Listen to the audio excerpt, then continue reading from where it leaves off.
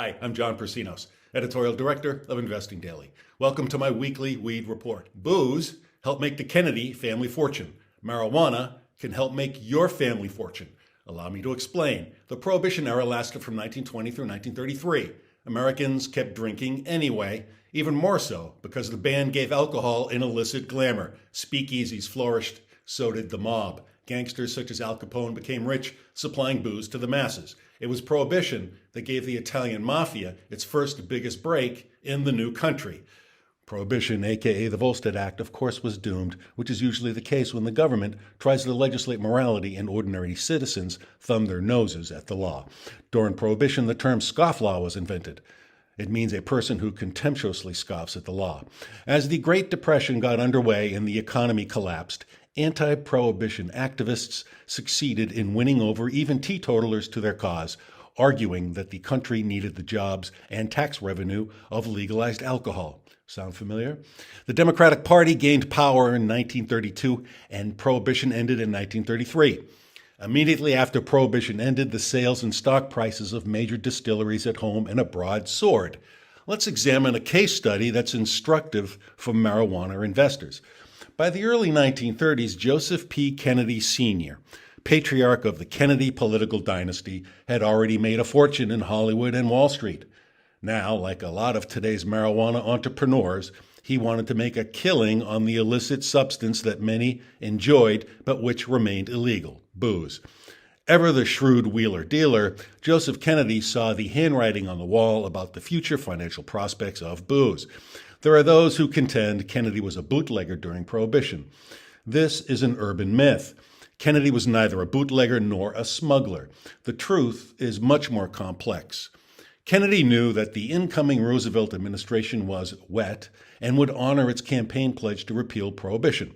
In October 1933, 2 months before Prohibition ended, Kennedy secured a franchise with a foreign company to sell booze to a thirsty post-Prohibition America. Through his contacts with the British and U.S. governments, Kennedy won an exclusive contract with British-based National Distillers Products Corporation to sell Scotch, whiskey, gin, and other spirits to Americans. Booze was legal in Britain. In December 1933, the 21st Amendment was ratified, which repealed the 18th Amendment of January 1919, ending the deeply unpopular nationwide prohibition of alcohol. By the end of 1934, National Distillers announced that its net profits had quadrupled in a year, largely due to exports to America. The public company's shares soared in value as well. Other distillers in business at the time reported similar spikes in sales and stock prices after Prohibition ended. Joe Kennedy sold his National Distillers franchise in 1946 when his son John was about to enter politics. Kennedy Sr. earned $8.5 million from the sale, equivalent to $122 million in 2023 currency. Let that sink in for a minute. In 1938, President Roosevelt appointed the rich and powerful Joseph P. Kennedy as ambassador to the United Kingdom. Fast forward to the present day and the most recently available polling data. Americans overwhelmingly say marijuana should be legal for recreational and medical use. Marijuana prohibition goes against the will of the people, just as alcohol prohibition did. And yet, marijuana remains illegal on the federal level. However, as allowed under our federalist system, the states have stepped in. As it stands now, in late 2023, 38 states and the District of Columbia allow the medical use of cannabis products. Adult, i.e. recreational use, is allowed in 23 states and D.C. See the chart, which contains the latest data.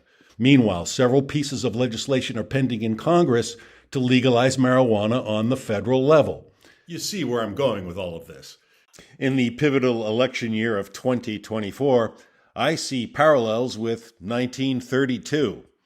Instead of alcohol, the substance in question is marijuana. The parallel is even stronger when you consider the jobs and tax revenue at stake with cannabis. Legal marijuana is a jobs-generating machine in both the recreational and medical sectors. Further proof that the industry and its publicly traded companies have staying power. The marijuana stock slump this year has been painful, but those new marijuana-related jobs, they won't suddenly disappear.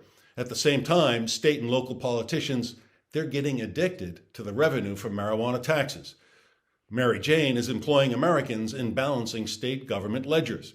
It's only a matter of time before marijuana prohibition is removed, not just by the states, but also by the federal government. As an investor, the time to act is now, before marijuana prohibition is thoroughly repealed. I also urge you to buy my new book, The Wide World of Weed and Psychedelics. Order your copy by visiting the URL that you see right now on your screen. Well, that's it for now. Thanks for watching.